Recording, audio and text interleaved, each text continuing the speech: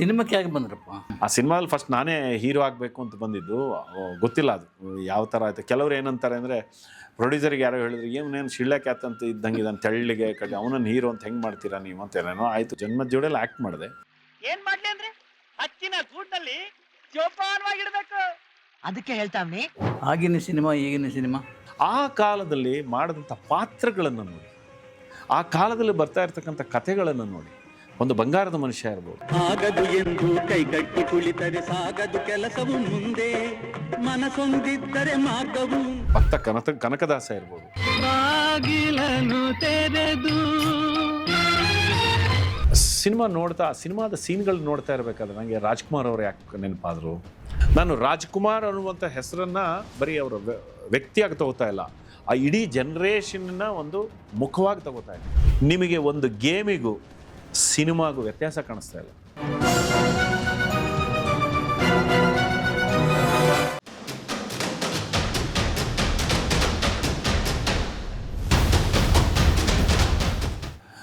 ನಮ್ಮಮ್ಮ ಕೊಲ್ಲೂರು, ತುಂಬ ಬಡತನ ಅವರಿಗೆ. ನಮ್ಮ ತಾತ ಹೋಟ್ಲು ಮಾಡಿದರು, ಲಾಸ್ ಆಯಿತು. ಬಟ್ ಅವರೆಲ್ಲರೂ, ಅವಳು ದನ ಮೇಯಿಸ್ಕೊಂಡಿದ್ಲು ಕೊಡಚಾದ್ರಿ ಬೆಟ್ಟದ ಹತ್ರ. ಒಂಥರ ಇಂಟ್ರೆಸ್ಟಿಂಗು. ಅವಳು ಒಳ್ಳೆ, ಆ್ಯಕ್ಚುಲಿ ನನ್ನ ಅಮ್ಮ ಇದ್ದಾಳಲ್ಲ, ಅವಳು ಒಳ್ಳೆ ಇಮಿಟೇಟ್ ಅಂದರೆ ಭಾಷೆಯಲ್ಲಿ. ಈ ನಿಮ್ಮ ಕುಂದಾಪುರ ಭಾಷೆ ಎಂತ ಐತೆ ಹೆಣೆ ಗೊತ್ತಾಯ್ತಲ್ಯ ಬುಪ್ಪಕ್ಕಿತ್ತ, ಅದೆಲ್ಲ ಸಖತ್ತು. ಅಂದರೆ ಅವ್ರು ಅಲ್ಲಿಯವರೇ ಆಗಿದ್ದರು. ಆಮೇಲೆ ಯಾವುದೇ ಭಾಷೆ ಏನಾದ್ರು ರಪ್ಪಕ್ಕಂತ, ಅಂದರೆ ಕನ್ನಡದ ಯಾವುದೇ ಇದಾದರೆ ಟಕ್ಕಂತ ಇಮಿಟೇಟ್ ಮಾಡೋದು, ಅದು ನನಗೆ ಬಂದಿರ್ಬೋದು. ನಾನು ಈಗ ಮಿಮಿಕ್ರಿ ಎಲ್ಲ ಮಾಡೋದು ನೋಡಿದ್ದೆ. ಯಾಕೆ ಅಂದರೆ ಯಾವುದೇ ಈ ಪೇರೆಂಟಿಂಗ್ ವಿಷಯ ಬಂದಾಗಲೆಲ್ಲ ನನಗೆ ನನ್ನಮ್ಮ ತುಂಬ ಇಷ್ಟ ಆಗ್ತಾಳೆ. ಅವಳು ನನಗೆ ಎಲ್ಲೂ ಪ್ರಶ್ನೆನೇ ಮಾಡಿಲ್ಲ, ಸರ್ ಯಾಕೆ ಮಾಡ್ತೀಯಾ, ಏನು ಮಾಡ್ತೀಯಾ, ಅದು ಯಾಕೋ ಗೊತ್ತಿಲ್ಲ. ಅವಳು ಒಂಥರ ಮುಗ್ಧ. ಇಷ್ಟು ಮಾತಾಡಿದ್ರಲ್ಲ, ಇದು ಈಗಿನ ಪೀಳಿಗೆಗೆ ದೊಡ್ಡ ಪಾಠ ಅಲ್ವಾ? ಇಂಥದ್ದು ಇದೆಯಾ? ಈ ಥರನೂ ಬದುಕೊಂಡು ನಡೆದಿದ್ದ ಅಲ್ಲ. ಏನಾಗ್ತಿದೆ ಗೊತ್ತಾ, ಈ ಮನುಷ್ಯ ಸಂಕುಲ ಇದೆಯಲ್ಲ, ಈ ಮನುಷ್ಯ ಸಂಕುಲ ಏನಿದೆ, ನಾವು ಮನುಷ್ಯರೇ ಸೈಂಟಿಫಿಕ್ಕಾಗಿ ಈ ಪರಿಸರವನ್ನು ಉಳಿಸುವ, ಈ ಮನುಕುಲಕ್ಕೆ ಒಂದು ಬೇರೆ ಥರದ್ದಾಗಬೇಕು ಅನ್ನುವ ಕೆಲಸ ಒಂದು ಕಡೆಗೆ ಒಂದು 30% ಆಗಿ 70% ಎಲ್ಲವೂ ಮನುಕುಲವನ್ನು ವಿನಾಶದೆಡೆಗೆ ತಗೊಂಡು ಹೋಗುವಂಥ ಸ್ಥಿತಿಯನ್ನೇ ನಾವು ತಂದ್ಕೋತಾ ಇದ್ದೀವಿ. ಈಗ ನಮಗೆ ನಿಮಗೆ ಎಲ್ಲ, ಅಥವಾ ಈ ನಮಗೆ ಕಥೆಗಳಿದೆ. ಯಾಕೆ ನಾವು ಬದುಕಿದ್ವಿ.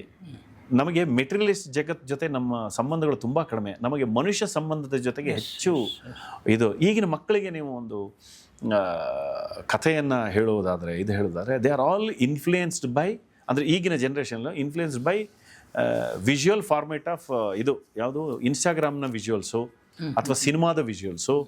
ಆಮೇಲೆ ನಿಮಗೆ ಈ ಥರದ ಇದರಿಂದ ಹೊರಗಡೆಯ ಜಗತ್ತನ್ನು ನೋಡಬೇಕು ಅನ್ನುವಂಥದ್ದು ಸಮಯ ಕೂಡ ಅವ್ರಿಗೆ ಇಲ್ವಲ್ಲ. ಈಗ ನನಗೆ ಬೆಸ್ಟ್ ಹೇಳಬೇಕು ಅಂದರೆ, ನನಗೆ ನನ್ನ ಮನೆಯಲ್ಲಿ ನನಗೆ ಅಂಗಳನೂ ಇತ್ತು, ಹಿತ್ತಲೂ ಇತ್ತು. ಅಲ್ಲಿ ಸೈಲೆನ್ಸ್ ಬಗ್ಗೆ ಮಾತಾಡಿದೆ, ಮೌನದ ಬಗ್ಗೆ, ಆ ಊರಿನ ಮೌನದ ಬಗ್ಗೆ. ಮೌನ ತುಂಬ ಪಾಠ ಹೇಳಿದೆ. ಹೌದು. ಅಂದರೆ ನಿಮಗೆ ನೋಡಿ, ಯಾಕೆ ಇದೊಂದು ಹೇಳ್ತೀನಿ ಕೇಳಿ. ನನಗೆ ಯಾವುದೇ ಒಂದು ಮನೆ ತೋಳಿ ಹಿಂದೆ ಎಷ್ಟು ಚೆನ್ನಾಗಿರ್ತಿತ್ತು, ಒಡನಾಟ ಹೇಗಿರ್ತಿತ್ತು. ಒಂದು ಕೇರಿ ಅಂತಿತ್ತು, ಕೇರಿ ಹುಡುಗರು ಇರ್ತಿದ್ವಿ, ನಾವೆಲ್ಲರೂ ಸೇರ್ತಿದ್ವಿ. ಪಕ್ಕದ ಮನೆಯವನು ನಮ್ಮ ಮನೇಲಿ ಇರ್ತಿದ್ದ, ನಾನು ಅವನ ಮನೇಲಿ ಇರ್ತಿದ್ದೆ. ನಾವೆಲ್ಲರೂ ಸೇರಿ ಬದುಕ್ತಾ ಇದ್ದಂಥ ಸ್ಥಿತಿ ಒಂದಿತ್ತು. ಈಗೇನಾಗ್ತಿದೆ ಗೊತ್ತಿಲ್ಲ. ಅದು ಇದು ಸರಿ ತಪ್ಪು ಅಂತ ಹೇಳೋದು ಆಗಲ್ಲ. ಆದರೆ ನಾನೆಷ್ಟು ಇಂಟ್ರಾಕ್ಟಿವ್ ಆಗಿ ಮಾತಾಡೋದಾಗಲಿ, ಅಥವಾ ನನ್ನ ಕೆಲಸ ಮಾಡಬೇಕಾದ್ರೆ ಆ ಕೆಲಸದಲ್ಲಿ ಕಾಣುವ ಯಾವುದೇ ಒಳ್ಳೆಯ ವ್ಯಕ್ತಿತ್ವ ಏನಾದ್ರು ಕ್ರಿಯೇಟ್ ಆಗಿದ್ರೆ ಅದಕ್ಕೆ ನನ್ನ ಊರು ಮತ್ತು ನನ್ನ ಜನ ಮತ್ತು ಆ ಕಾಲ. ಈಗ ನಿಮಗೆ ಒಂದು ಬೆಸ್ಟ್ ಎಕ್ಸಾಂಪಲ್ ಏನು ಹೇಳ್ತಿದ್ದೀನಿ ಅಂದರೆ, ನನಗೆ ನಮ್ಮ ಮನೆಗೆ ಒಂದು ಅಂಗಳನೂ ಇರ್ತಿತ್ತು, ಹಿತ್ತಲೂ ಇರ್ತಿತ್ತು, ನಮ್ಮಲ್ಲಿ ಒಂದು ಹಸು ಇರ್ತಿತ್ತು, ನಮ್ಮಲ್ಲಿ ಒಂದು ನಾಯಿ ಇರ್ತಿತ್ತು, ಒಂದು ಬೆಕ್ಕಿರ್ತಿತ್ತು. ನನ್ನ ಮನೆಯ ಮುಂಭಾಗದಲ್ಲಿ ಒಂದು ಮರ ಇದ್ದರೆ ಮರದ ಮೇಲೆ ಪಕ್ಷಿ ಬಂದು ಗುಬ್ಬಚ್ಚಿ ಬಂದು ಕೂರೋದು. ಆಮೇಲೆ ಅಂಗಳದಲ್ಲಿ ಸುತ್ತ ನೋಡಿದ್ರೆ ಸಣ್ಣ ಹುಳ, ಎರೆಹುಳ, ನಿಮಗೆ ಚಿಟ್ಟೆ, ಇನ್ನೊಂದು. ಆಮೇಲೆ ಈಗ ನಾವೋ ನಮ್ಮ ತಾಯಿ ಕೊಟ್ಟ ಗಿಡನೋ ಅಥವಾ ನನ್ನ ತಾತ ನೆಟ್ಟ ಇದು, ಅದರ ಮೇಲೆ ನಮಗೇ ಒಂದು ಗಿಡ ಕೊಟ್ಟು ನೀ ನೆಡು ಅನ್ನೋದು. ಅಥವಾ ಒಂದು ಸಣ್ಣದಾಗಿ ನೀವೇನಾದ್ರು ಮನೆ ಮುಂದೆ ಕೊತ್ತಂಬರಿ ಬೆಳಿಬೇಕು ಅಂದರೆ ನಾವೇ ಕೊತ್ತಂಬರಿ ಬೀಜ ಹಾಕಿ ನೋಡಿ ಅದನ್ನು ನಾವೇ ಬೆಳೆಸಿದ ರೀತಿ ಇರ್ಬೋದು. ನಾವೆಲ್ಲ ಪರಿಸರದ ಜೊತೆಗೆ ಬೆಳೆದ್ವಿ. ಇವತ್ತು ನಾವೆಲ್ಲ ಕಸ ಗಿಸ ಅಂತೆಲ್ಲ ಒದ್ದಾಡ್ತಿದ್ದೀವಲ್ಲ ನೋಡಿ, ಹಿಂದೆ ಹಂಗೆ ಇರಲಿಲ್ಲ. ಮನೇಲಿ ಒಂದು ಹಸು ಇರೋದು, ಹಸಿ ಕಸ ಅಷ್ಟು ಅದೇ ತಿನ್ನೋದು. ಕಲ್ಗಚ್ಚು ಅಂತ ಮಾಡ್ತಿದ್ವಿ. ಮನೇಲಿ 2 ಹಸು ಅಂತ ಇರೋದು. ಅದು ಇಲ್ಲ ಅಂದ್ರೂ ಕೂಡ ಪಕ್ಕದ ಮನೆಯವ್ರ ಹಸು ಇರೋದು, ಕೇರಿಯಲ್ಲಿ ಒಂದು ಕೊಟ್ಟಿಗೆ ಇರೋದು, ಯಾರ್ದಾರ ಮನೆಯದು, ಆ ಹಸುಗಳು ಬಂದರೆ ಅದಕ್ಕೆ ಕೊಡ್ತಿದ್ವಿ, ಅದು ತಿನ್ಕೊಂಬಿಡೋದು. ಈಗ ನಮಗೆ ಕಸ ಅನ್ನೋದೇ ದೊಡ್ಡ ಭಾರ ಈಗ.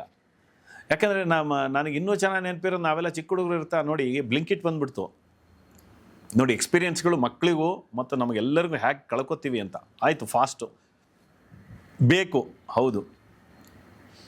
ನಾನು ನಮ್ಮಮ್ಮ 1 kg ಅಕ್ಕಿ ತೊಗೊಂಬಂದರೆ ಆ ಚೀಲ ಹಿಂಗೆ ಹಾಕ್ಕೊಂಡು 1 kgಗೆ ಎಷ್ಟು ಆವಾಗ 1.5 ರೂಪಾಯಿ 2 ರೂಪಾಯಿ kg ಅಕ್ಕಿ ತೊಗೊಂಡು ನಡ್ಕೊಂಡು ಹೋಗುವ ಜಾಗದಲ್ಲಿ ಯಾರೋ ಫ್ರೆಂಡ್ ಸಿಗೋನು, ಇನ್ನೊಂದು. ಆಮೇಲೆ ನಾನು ವ್ಯಾಪಾರ ಮಾಡ್ತಿದ್ದೆ. ಎಷ್ಟು kg? 1 ರೂಪಾಯಿ 80 ಪೈಸೆ. ಒಂದು ಸ್ವಲ್ಪ ಕಡಿಮೆ ಮಾಡಿ, 1.75 ಕೊಡ್ರಿ ಅಂತ ಒಂದು ಇಂಟ್ರಾಕ್ಷನ್ ಇರೋದು. ಇಲ್ಲ ಅವ್ರು ಯಾರೋ ನಮ್ಮವರಾದರೆ ಅವ್ರು ಮಾತಾಡ್ಸೋರು, ಏನೋ ಅವರೋಣ ಅನ್ನೋರು. ಆಮೇಲೆ ನಾವು ಆ ಅಕ್ಕಿ ತಗೊಂಡ ಮೇಲೆ ಏನಾದ್ರು ಒಂದು 5 ಪೈಸೆ ಉಳ್ಸೋಕ್ಕಾಗತ್ತಾ ಅಂತೇಳಿ ಕಳ್ತನದಲ್ಲಿ ಒಂದು 100 ಗ್ರಾಮ್ ಕಡಿಮೆ ಕೊಡಿ, ನಂಗೆ ಇದು ಚಾಕ್ಲೇಟ್ ಕೊಡಿ ಅಂತ ಕೇಳೋ ಸ್ಥಿತಿಯಲ್ಲಿ ಇರ್ತೀವಿ. ಆ ತುಂಟತನ.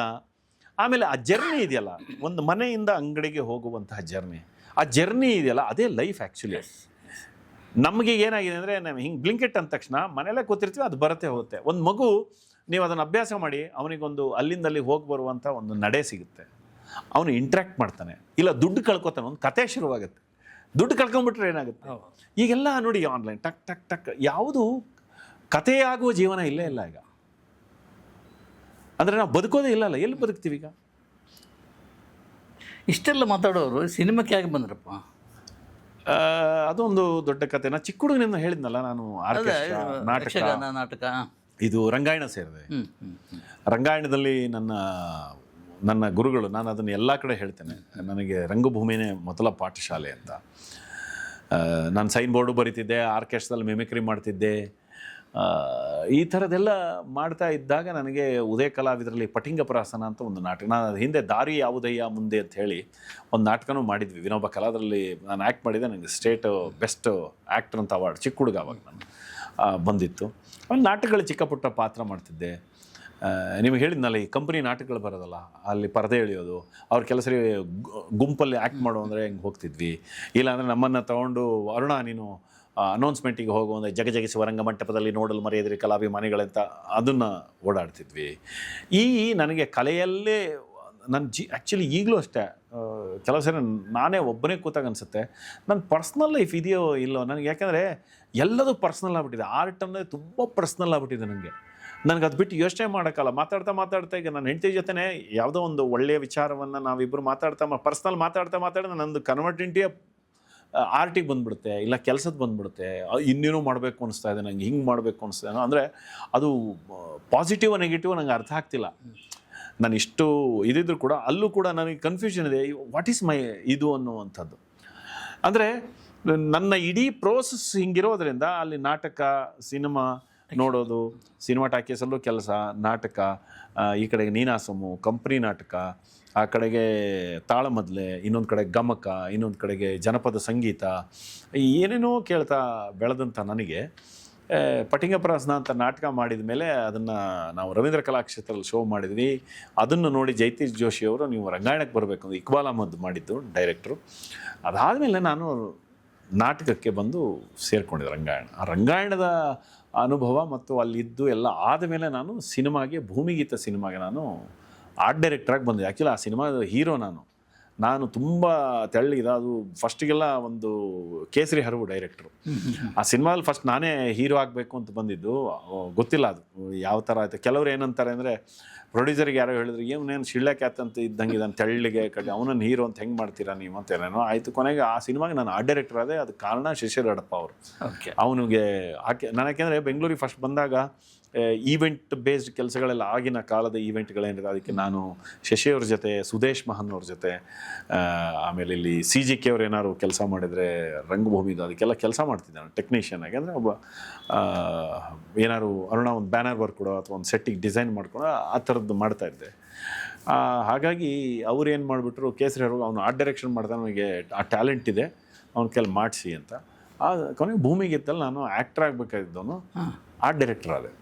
ಓಕೆ, ಅಲ್ಲಿಂದ ನನ್ನ ಸಿನಿ ಪಯಣ ಶುರು. ಅದಕ್ಕಿಂತ ಮುಂಚೆ ಆ್ಯಕ್ಚುಲಿ ನಮ್ಮನ್ನು ಹಂಸಲೇಖ ಅವರ ಮಗನ ಸಿನಿಮಾ ಇತ್ತಲ್ಲ, ಫಸ್ಟ್ ಸಿನಿಮಾ ಮಾಡಬೇಕು ಅಂತಿದ್ದಲ್ಲ, ಆ ಸಿನಿಮಾಗೆ ನಾನು ರಂಗಾಯಣರಿಗೂ ಎಲ್ಲರೂ ಸೆಲೆಕ್ಟ್ ಆಗಿದ್ವಿ. ರಂಗಾಯಣರಿಗೂ ಆ್ಯಕ್ಟ್ ಮಾಡ್ದೆ, ಬಟ್ ಸಿನಿಮಾ ಸುಗ್ಗಿ ಅಂತ, ಅದರಲ್ಲಿ ನನ್ನನ್ನು ಆಯ್ಕೆ ಮಾಡಿದ್ರು.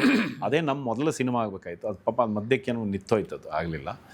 ಅದಾದಮೇಲೆ ನಾವು ಭೂಮಿಗೀತಕ್ಕೆ ಬಂದಿದ್ದು. ಬಟ್ ಭೂಮಿಗೀತ ಮತ್ತು ಜನ್ಮದ ಜೋಡಿ ಜೊತೆಗೆ ಆಗೋಯ್ತು. ಜನ್ಮದ ಜೋಡಿಯಲ್ಲಿ ಆ್ಯಕ್ಟ್ ಮಾಡಿದೆ. ಭೂಮಿಗೀತದಲ್ಲಿ ನಾನು ಆರ್ಟ್ ಡೈರೆಕ್ಟ್ರಾಗಿ ಕೆಲಸ. ಅವಾರ್ಡ್ ಬಂತು. ಅದಕ್ಕೆ ನ್ಯಾಷನಲ್ ಅವಾರ್ಡ್ ಆಯಿತು, ಬೆಸ್ಟ್ ಎನ್ವೈರ್ಮೆಂಟಲ್ ಮೂವಿ ಅಂತ. ಆಗಿನ ಸಿನಿಮಾ ಈಗಿನ ಸಿನಿಮಾ ಅಲ್ಲ, ಎಲ್ಲ ಒಂದೇ ಇದೆ, ಆದರೆ ಕೆಲಸ ಮಾಡುವ ರೀತಿ ಬದಲಾಗಿದೆ, ಅದರ ಉದ್ದೇಶಗಳು ಬದಲಾಗಿದೆ. ಅಂದರೆ ಆಗಿನ ನಿಮಗೆ ನಾವೊಂದು ನಿನ್ನೆ ಈಗಿನ ಸಿನಿಮಾದಲ್ಲೂ ಅಂಥದ್ದಿದೆ ಅನ್ನೋದಕ್ಕೆ ಹೇಳ್ತೀನಿ. ಯಾಕೆಂದರೆ ನಾನು ನಿನ್ನೆ ಮೈಕಲ್ ಜಾಕ್ಸನ್ದು ಒಂದು ಮೈಕಲ್ ಅಂತ ಫಿಲ್ಮ್ ಬಂದಿದೆ, ಆ ಸಿನಿಮಾ ನೋಡ್ತಾ ಇದ್ದೆ ನಾನು. ಆ ಸಿನಿಮಾದ ಸೀನ್ಗಳು ನೋಡ್ತಾ ಇರಬೇಕಾದ್ರೆ ನನಗೆ ರಾಜ್ಕುಮಾರ್ ಅವರು ಯಾಕೆ ನೆನಪಾದರು. ಸಮಾಜಕ್ಕೆ ಜವಾಬ್ದಾರಿಯುತನಾಗಿ ರಿಯಾಕ್ಟ್ ಮಾಡೋದಿದೆಯಲ್ಲ, ಅದು ನಿಜವಾದ ಕಲಾವಿದನ ಕೆಲಸ. ಮೈಕಲ್ ಜಾಕ್ಸನ್ನು ಆ ಸಿನಿಮಾ ನೋಡ್ತಾ ಇದ್ದಾಗ ಅವನ ತಂದೆ ಆ ಮಗನ್ನ ರೆಡಿ ಮಾಡ್ತಾನೆ. ಚಿಕ್ಕ ಹುಡುಗ, ಅವ್ನು ಟೈಮೇ ಕೊಡಲ್ಲ. ಯಾವುದೋ ಒಂದು ಪ್ರೋಗ್ರಾಮ್ ಮುಗಿಸ್ಕೊಂಬಂದ್ರು ಮತ್ತು ರಾತ್ರಿ ಇನ್ನೂ ರಿಹರ್ಸಲ್, ಇವತ್ತು ಸರಿ ಬಂದಿಲ್ಲ ಅಂತ ಆ ಥರದ ಸ್ಟ್ರಿಕ್ಟ್ ಬೆಲ್ಟ್ ತೊಗೊಂಡು ಹೊಡೆಯೋದೆ ಮೈಕಲ್ ಜಾಕ್ಸನ್ಗೆ. ಆ ಮಗುಗೆ ಚೈಲ್ಡ್ಹುಡ್ಡೇ ಮರ್ತೋಗ್ಬಿಡ್ತದೆ. ಯಾವಾಗಲೂ ಕಿಟಕಿಯಲ್ಲಿ ನಿಂತ್ಕೊಂಡ್ರೆ ಹೊರಗಡೆ ನಿಂತ ಮಕ್ಕಳು ಆಟ ಆಡೋದು, ಯಾವುದೋ ಚಿಟ್ಟೆ, ಇನ್ನೇನೋ ನೋಡಿಕೊಂಡು ಅವನು ನೋಡ್ತಿರ್ತಾನೆ. ಅಷ್ಟೊಂದು ರಿಹರ್ಸಲ್ ಕರೀತಾನೆ. ಅಪ್ಪ ಅವನನ್ನು ಆ್ಯಸ್ ಅನ್ ಆರ್ಟಿಸ್ಟ್ ಮಾಡಬೇಕು ಅಂತ ಹೇಳಿ, ಆಮೇಲೆ ಅವ್ರ ಜೀವನನೇ ಆ ಮಕ್ಕಳ ಮೇಲೆ ನಿಂತಿರುತ್ತೆ. ಅವ್ರೇನು 5 ಜನ ಜಾಕ್ಸನ್ಸ್ ಇದ್ದಾರೆ, ಇವನು ಮತ್ತು ಅವ್ರ 4 ಜನ ಅವ್ರ ಅಣ್ಣ ತಮ್ಮಂದ್ರೆ, ಅದೇ ಲೈಫು. ಅವ್ರ ಅಪ್ಪ ಏನು ಮಾಡ್ತಾನೆ, ಅವರನ್ನು ಪರ್ಫಾರ್ಮೆನ್ಸು ಅಂತ ಅವನನ್ನು ರೆಡಿ ಮಾಡ್ತಾ ಹೋಗ್ತಾನೆ. ಆದರೆ ಆ ಮಗುಗೆ ಚೈಲ್ಡ್ಹುಡ್ ಕಳೆದೋಗ್ತಾ ಇರುತ್ತೆ. ಬರ್ತಾ ಇವನು ಬೆಳಿತಾನೆ ದೊಡ್ಡದಾಗಿ. ಈ ಮೈಕಲ್ ಬೆಳೆದ ಮೇಲೆ ಅವನು ಡಿಸಿಷನ್ ತೊಗೋತಾನೆ. ನಾನು ಇನ್ನು ಅಪ್ಪನ ಜೊತೆ ನಾನು ಕೆಲಸ ಮಾಡೋಕ್ಕಾಗಲ್ಲ, ನನ್ನ ಜವಾಬ್ದಾರಿ ಬೇರೆ ಇದೆ. ಏನು, ನಾನೇನಾದ್ರು ಮ್ಯೂಸಿಕ್ ಮಾಡಿದರೆ ಅದು ಸಮಾಜಕ್ಕೆ ಒಂದು ಕನ್ನಡಿ ಆಗಬೇಕು. ಆಮೇಲೆ ನಾನು ಸಮಾಜದಲ್ಲಿ ಏನೇನೋ ನಡೀತಾ ಇದೆ, ಈ ಜಗತ್ತಲ್ಲಿ ಏನೇನು ನಡೀತಾ, ಅವ್ನು ಅದಕ್ಕೆ ಹೀಲ್ ದ ವರ್ಲ್ಡ್ ಇರ್ಬೋದು, ಬ್ಯಾಡ್ ಇರ್ಬೋದು. ನೋಡಿ, ಅವನು ಅಷ್ಟು ಕೂಡ ಸೋಷಿಯಲ್ ಕನ್ಸರ್ನ್ ಇಟ್ಕೊಂಡು ಮಾಡಿರೋ ಮ್ಯೂಸಿಕ್ ಅದು. ಅವನು ಅದರಲ್ಲಿ ಒಂದು ಮಾತು ಹೇಳ್ತಾನೆ. ಅವನು ಯಾರೊಬ್ಬ ಕೇಳ್ತಾನೆ, ಯಾಕೆ ನೋಡು, ಅವನು ಒಂದು ಟ್ಯೂನ್ ಮಾಡಬೇಕಾಗುತ್ತೆ. ಇಲ್ಲ, ನಾನು ಇಂಡಿವಿಜುವಲಿ ನಾನು ಮ್ಯೂಸಿಕ್ ಮಾಡಬೇಕು, ನಾನು ಟೂರ್ ಮಾಡಬೇಕು, ಅದು ನಾನು ಇಂಡಿವಿಜುವಲಿನೇ ಮಾಡಬೇಕು, ನಾನು ನನ್ನ ಅಣ್ಣ ತಮ್ಮ ಅವ್ರ ಜೊತೆ ಆಗಲ್ಲ ಅಂತ 1-2 ಟೂರ್ ಮಾಡಿ ಅವನು ಸ್ವಂತ ಶುರು ಮಾಡ್ತಾನೆ. ಸ್ವಂತ ಶುರು ಮಾಡ್ಬೇಕಾದ್ರೆ ಅವನು ಶುರು ಮಾಡೋದು, ಇಡೀ ಜಗತ್ತಿನ ಮನುಷ್ಯನ ನೋವೇನು, ಅವನು ಯಾಕೆ ಒದ್ದಾಡ್ತಾ ಇದ್ದಾನೆ, ಯಾಕೆ ಪಾವರ್ಟಿ ಇದೆ, ಯಾಕೆ ನೋವಿದೆ. ಎಷ್ಟೋ ಜನ ಮಕ್ಕಳು ಕ್ಯಾನ್ಸರ್ನ ಬಳಲ್ತಾ ಇದೆ. ಅವ್ನು ಹಾಸ್ಪಿಟ್ಲಿಗೆ ಹೋಗಿ ಕೂತ್ಕೊಳ್ಳೋದು ಮಕ್ಕಳ ಜೊತೆ. ಆಮೇಲೆ ಅವ್ನು ದುಡ್ಡು ಮಾಡಿದ್ಮೇಲೆ ಅವ್ನು ಸುತ್ತ ಇಟ್ಕೊಳ್ಳೋದೇ ಬರೀ ಪ್ರಾಣಿಗಳು, ಚಿಂಪಾಂಜಿ, ಈ ಥರದೇ ಇಟ್ಕೊಂಡು ಅವನು ಅದ್ರ ಜೊತೆ ಇಂಟ್ರ್ಯಾಕ್ಟ್ ಮಾಡ್ತಾನೆ. ಅವನು ಒಂದು ಕಡೆಗೆ ಹೇಳ್ತಾನೆ, ನನ್ನ ಆ್ಯಸ್ ಎ ಕಲಾವಿದನಾಗಿ ನನ್ನ ಕೆಲಸ ಏನು ಗೊತ್ತಾ, ನಾನು ಈ ಜಗತ್ತಿನಲ್ಲಿ ಆಗ್ತಾ ಇರ್ತಕ್ಕಂಥದ್ದು ನೋಡಿ, ನಾನು ಪಾಸಿಟಿವ್ ಆದ್ದನ್ನು ಏನಾದ್ರು ಕೊಟ್ಟರೆ ಅದು ಬಹಳ ಒಳ್ಳೆಯ ಮ್ಯೂಸಿಕ್ ಆಗುತ್ತೆ ಮತ್ತು ಒಳ್ಳೆಯ ಆರ್ಟ್ ಆಗುತ್ತೆ ಅಂತ ಹೇಳ್ತಾನೆ. ಈ ಥರದ ಜವಾಬ್ದಾರಿ ಈಗಿನ ಕಲಾವಿದರಲ್ಲಿ ಇದೆ ಅಂತ ನಿಮಗನ್ಸತ್ತಾ? ಇಲ್ಲ, ನಾನು ನಿಮಗೆ ಕೇಳಿ ಇಲ್ಲ ಇಲ್ಲ ಇಲ್ಲ ಇವತ್ತು ರಾಜ್ಕುಮಾರ್ ಅವರು ಯಾಕೆ ನೆನಪಾದರು? ಕೌಟುಂಬಿಕ ವಾತಾವರಣ ಇತ್ತು ಆಗ. ಈಗ ರಾಜ್ಕುಮಾರ್ ಅವರು ಯಾಕೆ ಹಂಗಿದ್ರು ಅಂದರೆ, ಈ ಪ್ರೊಡ್ಯೂಸರ್ ಹೇಳೋದು, ಅಂಥ ಸಿನಿಮಾ ಯಾವನ್ರಿ ನೋಡ್ತಾನೆ, ಈಗ ಕಮರ್ಷಿಯಲ್ ಆಗಿರಬೇಕು ಅಂತ. ವಾಟ್ ಈಸ್ ಕಮರ್ಷಿಯಲ್ ಅನ್ನೋದು ನನಗೆ ಇನ್ನೂ ಇದೂ ಅರ್ಥ ಆಗಿಲ್ಲ. ಯಾಕೆಂದರೆ ರಾಜ್ಕುಮಾರ್ ಅವರ ಸಿನಿಮಾ ನೋಡಿದಾಗ, ನಾವೆಲ್ಲ ರಾಜ್ಕುಮಾರ್ ಸಿನಿಮಾ ನೋಡಿ ಬೆಳೆದವ್ರು. ಇವತ್ತು ರಾಜ್ಕುಮಾರ್ ಅವರ ಮೊದಲಿಂದ ಸಿನಿಮಾ ನೋಡಿ, ಅಂದರೆ ಆಗ ಗೊತ್ತಿಲ್ಲ, ಒಂದು ಇಡೀ ಸಿನಿಮಾ ನಿರ್ದೇಶಕ ಇರ್ಬೋದು, ನಿರ್ಮಾಪಕರು ಇರ್ಬೋದು, ಆಮೇಲೆ ಜನರನ್ನು ಜೊತೆಗೆ ಬೆಳೆಸ್ಕೊಳ್ತಾ ಹೋಯಿತು ಸಿನಿಮಾ. ಜನರನ್ನು ಜೊತೆಗೆ ತಗೊಂಡು ಹೋಗ್ತಾ ಇತ್ತು, ಎರಡು ಬೇರೆ ಆಗಿರಲಿಲ್ಲ. ಅದಕ್ಕೆ ಅವರು ಅಭಿಮಾನಿ ದೇವತೆಗಳು ಅಂತ ಹೇಳೋರು, ಪ್ರೊಡ್ಯೂಸರಿಗೆ ಅನ್ನದಾತರು ಅಂತ ಹೇಳೋರು. ನಾನು ರಾಜ್ಕುಮಾರ್ ಅನ್ನುವಂಥ ಹೆಸರನ್ನು ಬರೀ ಅವರ ವ್ಯಕ್ತಿಯಾಗಿ ತಗೋತಾ ಇಲ್ಲ, ಆ ಇಡೀ ಜನ್ರೇಷನ್ನ ಒಂದು ಮುಖವಾಗಿ ತಗೋತಾ ಇದ್ದೀನಿ, ಮುಖವಾಣಿಯಾಗಿ ಮಾತಾಡ್ತಾ ಇದ್ದೀನಿ. ಅದರ ಹಿಂದೆ ಕಲ್ಯಾಣ್ ಕುಮಾರ್ ಇದ್ದಾರೆ, ಉದಯ್ ಕುಮಾರ್ ಇದ್ದಾರೆ, ಅಶ್ವಥ್ ಇದ್ದಾರೆ, ಪಂತುಲು ಇದ್ದಾರೆ, ನಾಗೇಂದ್ರ ರಾವ್ ಇದ್ದಾರೆ, ಉದಯಶಂಕರ್ ಇದ್ದಾರೆ, ಅದರ ಹಿಂದೆ ತುಂಬ ಜನ ಇದೆ, ಸುನಿಲ್ ಕುಮಾರ್ ದೇಸಾಯಿ ಇದ್ದಾರೆ. ಅಂದರೆ ಅದು ಒಂದು ಮುಖವಾಣಿ, ಅದು ಇಡೀ ಇದಕ್ಕೆ. ಆ ಕಾಲದಲ್ಲಿ ಮಾಡಿದಂಥ ಪಾತ್ರಗಳನ್ನು ನೋಡಿ, ಆ ಕಾಲದಲ್ಲಿ ಬರ್ತಾ ಇರ್ತಕ್ಕಂಥ ಕಥೆಗಳನ್ನು ನೋಡಿ, ಒಂದು ಬಂಗಾರದ ಮನುಷ್ಯ ಇರ್ಬೋದು, ಒಂದು ನಾಂದೆ ಇರ್ಬೋದು, ಅಥವಾ ನಿಮಗೆ ಭಕ್ತ ಕನಕದಾಸ ಇರ್ಬೋದು, ಅಂದರೆ ಸಮಾಜಮುಖಿಯಾಗಿ ಒಂದು ಇದ್ದಂತಹದ್ದು ನೋಡಿದಾಗ ನಂಗೆ ಅನಿಸುತ್ತೆ ಹೂ ಈಸ್, ಅಂದರೆ ಇದನ್ನು ವೀಕ್ಷಕರು ನೀವು ಅಷ್ಟೇ, ನೀವು ಇದನ್ನು ಪರಿಗಣಿಸಬೇಕು. Who is performer, who is entertainer, who is artist ಅಂತ. ಕಲಾವಿದ ಅನ್ಸ್ಕೊಂಡವನು ಮಾತ್ರ ಅವನು ಸಮಾಜಮುಖಿಯಾಗಿ ಯೋಚನೆ ಮಾಡ್ತಿರ್ತಾನೆ. ಅವನು ಸಮಾಜದಲ್ಲಿ ಆಗುವಂತಹ ಒಳಿತು ಕೆಡಕಿನ ಬಗ್ಗೆ ನವಿರಾಗಿ, ಯಾರಿಗೂ ನೋವಾಗದೇ ಇರುವ ಹಾಗೆ ಸಟೈರ್ ಅಂದರೆ ವ್ಯಂಗ್ಯ ಮತ್ತು ನಗುವಿನ ಮೂಲಕ ಹೇಳ್ತಾನೆ. ಎಲ್ಲೂ ರಕ್ತಪಾತ ಆಗದೇನೂ ಕೂಡ ನೀವು ವಿಷಯಗಳನ್ನು ಹೇಳ್ಬೋದು. ಬಟ್ ಈಗ ಹಂಗೆ ಆಗ್ತಾ ಇಲ್ಲ. ನಮಗೆ ನೋಡಿ, ನಮ್ಮ ಇಡೀ ಬದುಕಿದೆಯಲ್ಲ, ಇಡೀ ಬದುಕೇ ಬದಲಾಗಿದೆ ಇವತ್ತು. ಚಿಕ್ಕ ಮಗು ಕೈಯಲ್ಲಿ ಮೊಬೈಲ್ ಕೊಟ್ಟರೆ ಆ ಮಗು ಅದಕ್ಕೆ ಗೇಮ್ ಇರೋದು ಯಾವ್ದು ಹೇಳಿ? ಶೂಟ್ ಮಾಡೋದು, ಕೊಲ್ಲೋದು. ಎಲ್ಲ ಗೇಮ್ಗಳು ನಿಮ್ಗೆ ಕೊಲ್ಲೋದೆ. ಅವ್ನು ಕತ್ತಿ ತೊಗೊಂಬಂದು ಹೊಡಿತಾ ಇರೋದೊಂದು ಗೇಮು, ಇನ್ನೊಂದು ಗಂತೊಂದು ದಿದ್ದಿ, ನೆಕ್ಸ್ಟ್ ಇದಕ್ಕೆ ಹೋದಕ್ಕೊಂದು 6 ಬುಲೆಟ್ ಜಾಸ್ತಿ ದಿದ್ದಿ, ಅವನ್ನೆಲ್ಲ ಇಲ್ಲೆಲ್ಲ ಹೋಗ್ತಾನೆ ದಿದ್ದಿ. ಸಿನಿಮಾ ಹೆಂಗಿದೆ ಇವತ್ತು? ನಿಮಗೆ ಒಂದು ಗೇಮಿಗೂ ಸಿನಿಮಾಗೂ ವ್ಯತ್ಯಾಸ ಕಾಣಿಸ್ತಾ ಇಲ್ಲ.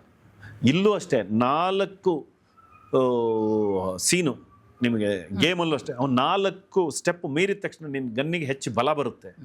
ಸಿನಿಮಾದಲ್ಲೂ 4 ಸೀನ್ ಆದಾಗ ಒಂದು ಫೈಟ್ ಇರುತ್ತೆ, ಅಲ್ಲೊಂದು 10 ಜನರಿಗೆ ಕೊಲ್ತಾನೆ, ಇನ್ನೊಂದು ಸ್ವಲ್ಪ ಆದಾಗ ಇನ್ನೊಂದು 10 ಜನರಿಗೆ ಕೊಲ್ತಾನೆ, ಇನ್ನೊಂದು ಸ್ವಲ್ಪ ಆದ ತಕ್ಷಣ ಇನ್ನೊಂದು 20 ಜನರಿಗೆ ಕೊಲ್ತಾನೆ, ಲಾಸ್ಟಲ್ಲಿ 500 ಜನರನ್ನು 1000 ಜನರನ್ನು ಒಬ್ಬ ಕೊಲ್ತಾನೆ. ಅಂದರೆ ಏನಿದೆ ಆ್ಯಕ್ಚುಲಿ? ಒಟ್ಟು ಇದು ಎಂಟರ್ಟೈನ್ಮೆಂಟಾ? ಅಂದರೆ ಇದೆಲ್ಲ ನನ್ನ ಪ್ರಶ್ನೆ ಅಲ್ಲ, ಇದು ಅರುಣ್ ಸಾಗರದಲ್ಲ. ನಿಜವಾಗಲೂ ಜೆನ್ಯೂನ್ ಆಗಿ ಸಿನಿಮಾ ನೋಡುವಂಥವ್ರು ನನಗೆ ಕೇಳುವ ಪ್ರಶ್ನೆ, ಸರ್ ಇದು ಸಿನಿಮಾನಾ? ಆಯಿತು, ಇದು ಅಷ್ಟು ಕೋಟಿ ದುಡ್ಡು ಮಾಡ್ತು. ಸರ್ ದುಡ್ಡು ಮಾಡೋದೇ ಆದರೆ ವ್ಯವಹಾರ ಮಾಡಿ. ಆರ್ಟ್ ಅನ್ನೋ ಫಾರ್ಮಿಗೆ ಬರೋದಿದ್ರೆ ವ್ಯವಹಾರನೂ ಇಟ್ಕೊಳ್ಳಿ. ಹಾಗಂತೇಳಿ ನೀವು ಸಮಾಜದ ಸ್ವಾಸ್ಥ್ಯವನ್ನು, ಮಾನಸಿಕ ಸ್ಥಿತಿಯನ್ನು ಹಾಳು ಮಾಡ್ತಿದ್ದೀರಿ ಅಂತ ಆದರೆ ಅದನ್ನು ಸಿನಿಮಾ ಅಂತ ಯಾಕೆ ಕರಿಬೇಕು ನಾವು?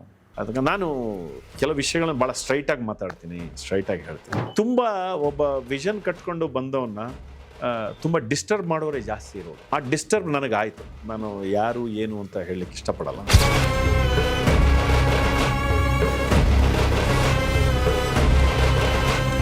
ಹೇಗೆ ಇದಾಗುತ್ತೆ? ಯಾರದೇ ಸಿನಿಮಾಗಳನ್ನು ನೋಡಿದ್ರು ಯಾಕೆ ಎಲ್ಲ ಸಿನಿಮಾಗಳು ಒಂದೇ ಥರ ಅನಿಸುತ್ತೆ?